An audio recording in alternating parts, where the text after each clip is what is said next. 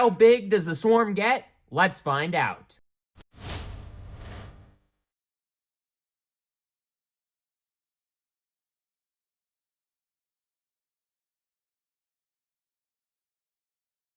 Hello and welcome to the table, and today I'm going to be doing a deck tech video for Darth Vader Space Swarm.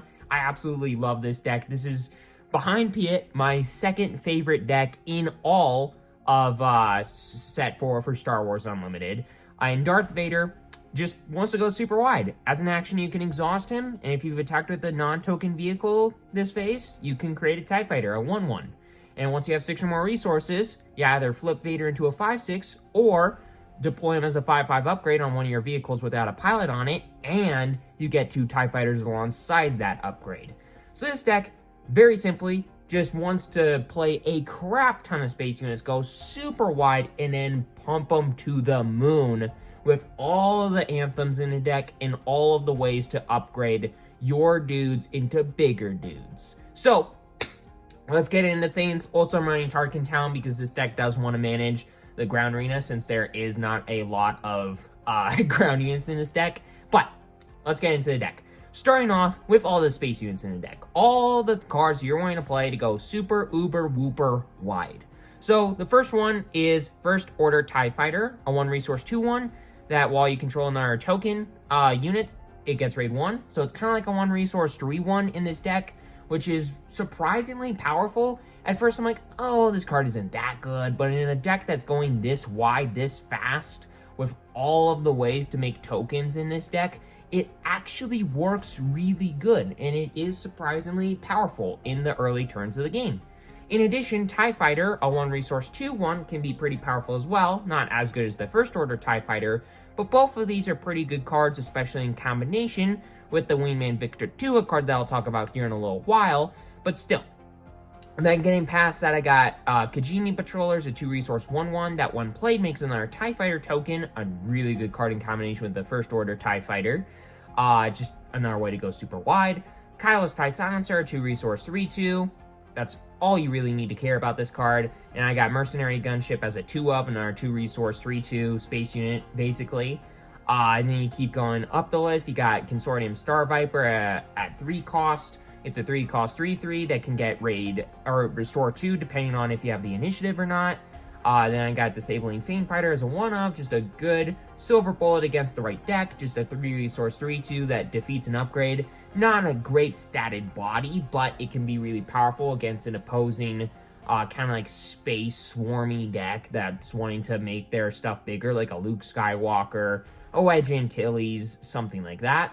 Then I got Droid Missile Platform. This card is actually really good in a deck as aggressive as Darth Vader. It's a 3 resource 4/2, which is a really aggressive body. And when it's defeated, you get to deal 3 indirect damage to a player. So no matter what, you're getting damage out of this guy. Whether it's damage to opposing units, which you can then more likely kill with something like a Tarkin Town, or you can use it just to deal more damage to the opposing player's base with the indirect damage. I mean, sure, the opponent gets to decide where the damage is going, but no matter what, you're going to be able to get some amount of value off of it for 3 resources. And plus, if the opponent's attacking into this to get rid of it, their thing is taking 4 damage. So there is also that. Then there's Punishing One as a 1 of. Like I've already said, there are a lot of ways to deal damage in this deck to ground units, mostly what you're trying to do with the removal options in the deck, Tarkin Town. But still, Punishing One as a 1 of is a 3/4 space unit that when an upgrade enemy unit is defeated, you can ready it once around. So basically, if you're playing against another pilot deck and one of their units does die, the Punishing One can attack twice in that turn, which can be really strong for you and really good for you. Then I got Von Reg's TIE Interceptor, a 3 resource 3/4, that while it has 4 or more power, it gets Overwhelm, and while it has 6 or more power, it gets raid 1, which this is a lot better in a deck like Major Von Reg, but it is surprisingly good in this deck as well for all the ways to make your stuff bigger. Plus, you can just always put the pilot Darth Vader onto this and guarantee that it's going to get the Overwhelm and raid 1, so there is that too. And then that's it. That is all the space units that are kind of like wanting to go super wide or take advantage of you going super wide. And getting all the buffs of the deck. And speaking of the buffs of the deck, now let's talk about all the ways that are being run in this deck to make your stuff bigger, whether it's all your things or one of your things, doesn't matter. But first off, I got Wingman Victor 2, a card that I've talked about a little bit already. It's a 2-resource, 3/2 ground unit, or you can pilot it for 1 to give the thing you're pointing it onto a 1/1 buff. And when it's played as an upgrade, you get to create a TIE Fighter. This card in combination with the First Order TIE Fighter especially, or TIE Fighter, are really good on turn 1. You can play the First Order TIE Fighter, you can put the Wingman Victor 2 upgrade onto the First Order TIE Fighter. Boom, now you got a 3/2 with Raid 1 because you're making a 1/1 TIE Fighter that is a token. So the next turn you're going to be able to take just that much more advantage off of the First Order TIE Fighter and deal that much more damage. Then I got Captain Tarkin, probably the best Anthem in this deck, besides Victor Leader, which I'll talk about here in a second. But Captain Tarkin is a 3-resource 2/5 in the ground arena, which is a decently statted body, and it says each friendly vehicle unit gets +1 power and overwhelm, which is incredibly powerful. It is giving a +1 power buff to all of your vehicles, which is incredibly powerful again, because pretty much everything you're attacking with in this deck is a vehicle, and making them all deal 1 extra damage doesn't seem like a lot, but with as wide as this deck is going, it's gonna add up very, very quickly.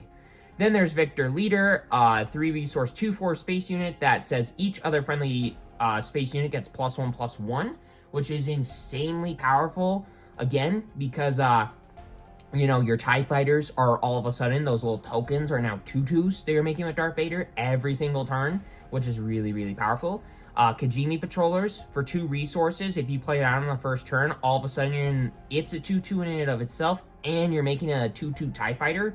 So on turn 2, if you played Kajimi Patrollers on turn 1, you all of a sudden are attacking for 4 damage, and you got a 2/4 in addition to 2 2/2s, and you can use Darth Vader to make another 2/2 to attack with on the following turn.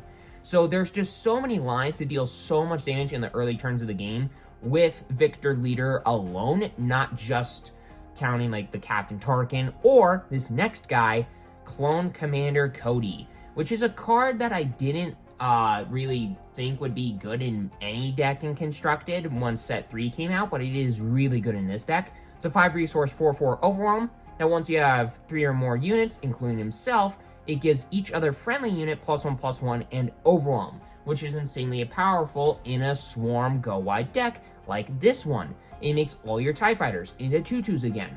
And it's kind of like adding together Victor Leader and Captain Tarkin into one. It's giving all your guys overwhelm, which can matter. And it's giving them a 1/1 buff like the Victor Leader does. In addition, with Clone Commander Cody, it's all of your units, not just your space units. So if you have ground units like Captain Tarkin, or other ones I'll get to here in a little bit, then that can be even better for you. Then there is Darth Vader, just the last way to kind of really buff your dudes. It's a 6-resource 7/7 ground unit by itself, or you can pilot it for 3 to give the thing that you pilot a 3/3 buff, which is really good. And this suite on attack to deal 1 damage to a unit, and if that unit is defeated this way, you can deal 1 damage to another unit or to a base. So it's just a good way to kind of shred the opponent's board down slowly, and it can be a really good card in combination with Tarkin Town. But in addition, just that 3/3 buff on something on the second turn, if you play something like a Kylo's TIE Silencer, and the next turn you pilot Darth Vader all into it, all of a sudden you're swinging in with a 6/5 on turn 2. I mean, that's just insane. But then the last kind of category of the deck is the ways to deal damage to the opposing units. To opposing units. Darth Vader is one way to do that, but another way that you can do that is with Daring Raid, a good 2 of in the deck. It's a 1-resource event that just deals 2 damage to a unit or to a base. Really good card in combination with Tarkin Town. Force Choke is a really good card in this deck. Oh, one card that I did forget to talk about was the Wingman Victor 3. It's a 3-resource 4/3. You can pilot for 1. It's a 1/1 buff, and then when plays an upgrade, you can give an experience token to another unit. That's a really good card too, but it's not nearly as good as the Victor 2. Probably the reason that I skipped over it. But the next thing that's going to be dealing damage to opposing units is Force Choke, a 2-resource event that costs 1 less if you control a Force unit, another Force unit, which, I mean, could potentially matter. There are Force units in this deck. So it could be a 1 resource way to deal 5 damage to a non-vehicle unit. And sure, its controller gets to draw a card, but 1 resource or even 2 resources for 5 damage is just absurd. Then another way to just deal damage and get rid of opposing units that can maybe be killing you is Open Fire. Another 2 of in the deck. It's a 3 resource event that just deals 4 damage to a unit. It is worse than Force Choke as far as like rate goes. However, it can deal damage to any unit, not just non-vehicles, which could matter if you need to get rid of an opposing space unit that's about to threaten to kill one of your space units, and then boom, their thing dies and your dude gets to stick around longer.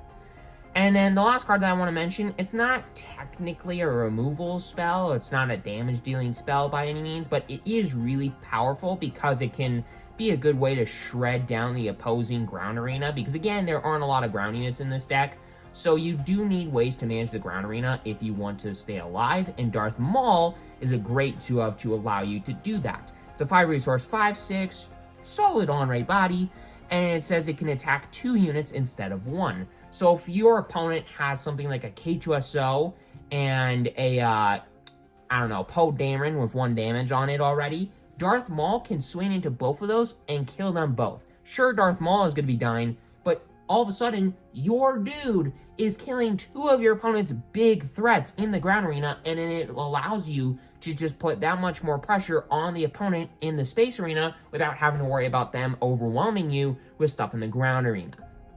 So just absolutely insane. Now, this deck is pretty inexpensive in my opinion. The only legendaries, the only expensive cards in the deck are Kylo's TIE Silencer, Darth Vader, and Darth Maul. Those cards are all, you know, not incredibly expensive. I mean, Darth Vader is a brand new card, so the pre-sale prices are going to be a little bit high, but it will go down, honestly, because the card's good, but it's not like $20 or $15 worth money, in my opinion. But if you want a more inexpensive version of the deck, then I got the Knight version of the deck for you, which is basically the same version. It's just cutting some of the cards, like the Kylo's TIE Silencer and the Mauls. We're going up 2 copies of Overwhelming Barrage. We're putting those in the deck to replace the Mauls as a way to deal damage and get rid of opposing ground units, or just get rid of or deal with a majority of the opposing ground arena, because this deck can make some pretty big units pretty easily, like I've mentioned already. Like with now Mercenary Gunship into a Darth Vader, all of a sudden you have a 6/5, and then a couple of turns later, Overwhelming Barrage, 8 damage divided as you choose them on the ground arena, or just any of your enemy units. I mean, it's just really, really good for you. But for the Kylo's TIE Silencer, I went up 1 more copy of Mercenary Gunship, 1 more copy of Daring Raid, and then 1 more copy of Force Choke. So I have more ways to deal damage to opposing units to allow you to more easily and efficiently deal with ground units, because Darth Maul is one of the better ways to do that with this deck. It's probably the best way to deal with opposing ground units in this deck.